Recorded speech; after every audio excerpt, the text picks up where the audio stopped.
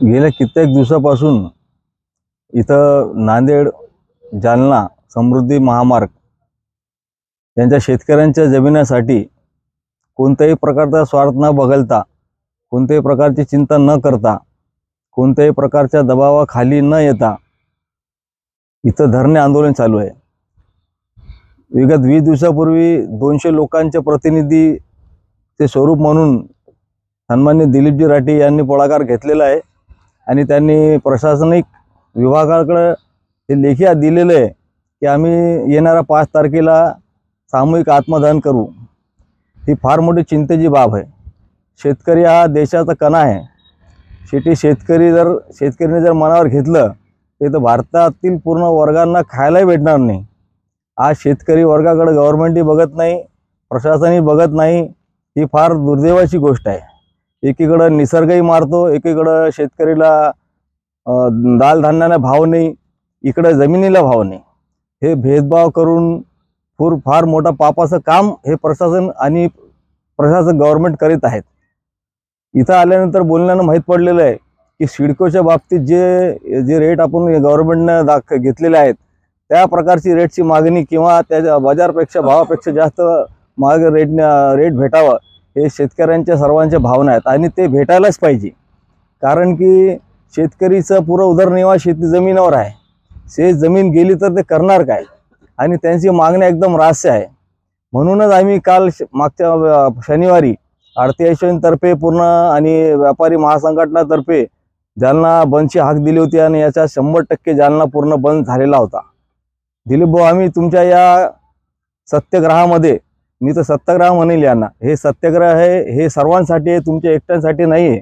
हे तुम्ही शेतकऱ्यांच्या निष्ठेसाठीच करता, शेतकऱ्यांच्या भल्यासाठी करतात। येणारा काळ शेतकऱ्यांच्यासाठी खूप अवघड आहे। आपल्याला दिवसेंदिवस पाऊसच कमी राहतो, दिवसेंदिवस आपल्याला जे बाजार आपण शेतकरी माल आपण बनवतो त्याच्यामध्ये आपल्याला भाव भेटत नाही आणि परत जर आपल्या जमिनी फुकट भावात गेल्या आणि गव्हर्नमेंट डाव करून काही धडांग्या व्यक्तींना जास्त उंचीच बाजार देऊन आपल्यावर फार मोठा अन्याय झालेला आहे। या संघटनात आम्ही आपल्या सोबत आहोत। मी जालना जिल्हा जैन मायनॉरिटी संघातर्फे वीरेंद्र रुणवाल, जैन कॉन्फरन्स महाराष्ट्र अध्यक्ष, महाराष्ट्र सचिव या नात्यानं मी आपल्याला जाहीर पाठिंबा व्यक्त करतो।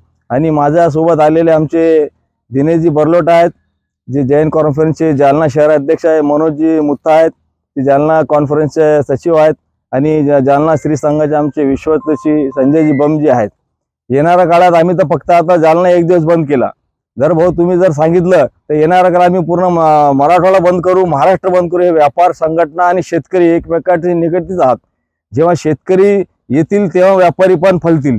शेतकरी जर आलाच नाही, शेतकरीकडे काही उत्पन्न झालंच नाही, शेतकरी जर असं मरण अवस्थेत आला तर व्यापारी मरण अवस्थेत जाणार आहे। हे पूर्ण आम्हाला जाणीव आहे। म्हणून शेतकऱ्याला कोणत्याही प्रकारचा अन्याय आम्ही सहन करणार नाहीत। येणाऱ्या काळात भाऊ तुम्ही जे म्हणताल ते आम्ही करू आणि आमचा पूर्ण पाठिंबा तुम्हाला आहे। आम्ही देवचरणी प्रार्थना करतो की येणाऱ्या काळात प्रशासना किंवा सरकार असतील, प्रशासनिक विभाग असतील, यांना देव सद्बुद्धी देव आणि आपली पूर्ण मागण्या मान्य करून यांनी शेतकऱ्याच्या मागण्या मारून हे आंदोलन स्थगित करण्यात अजून फक्त यांच्याकडे सद्बुद्धी देऊन हे कार्य जे येणाऱ्या 5 तारखेला जे घटना घडणार ते आपल्याला हाताचं नाहीच आहे। आपल्या हातातून गेल्यावर आपण काही करू शकत नाही। फक्त 2 दिवस प्रशासनाकडे उरलेले आहेत, त्यांनी यांच्याकडे लक्ष द्यावं अशी मी त्यांना विनंती करतो आणि आम्ही तुमच्या पाठिंबाविषयी आहोत। आमचा पूर्ण जाहीर पाठिंबा तुम्हाला देतो।